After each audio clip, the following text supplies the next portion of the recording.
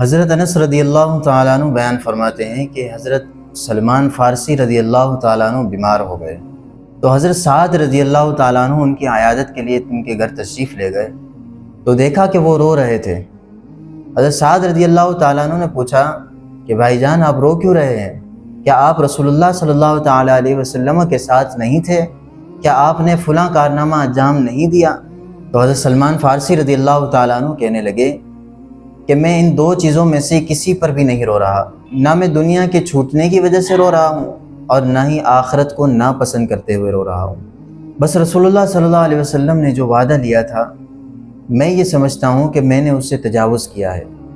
حضرت سعد رضی اللہ تعالیٰ عنہ نے پوچھا کہ رسول اللہ صلی اللہ علیہ وسلم نے آپ سے کیا وعدہ لیا تھا؟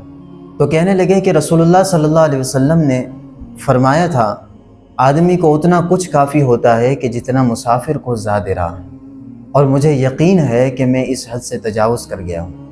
روایتوں میں ملتا ہے کہ حضرت سلمان فارسی رضی اللہ تعالیٰ عنہ کے پاس جو جمع پونجی تھی آپ کے وصال کے بعد تو دیکھا گیا کہ وہ 20 دینار تھے، اور وہ بھی آپ کے اخراجات کے لیے تھے۔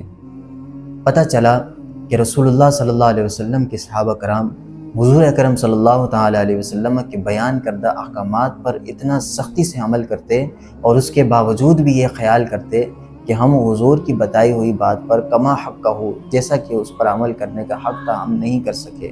اللہ رب العزت ایسے صحابہ کرام کے طفیل ہمیں بھی دین پر عمل کرنے کی توفیق عطا فرمائے۔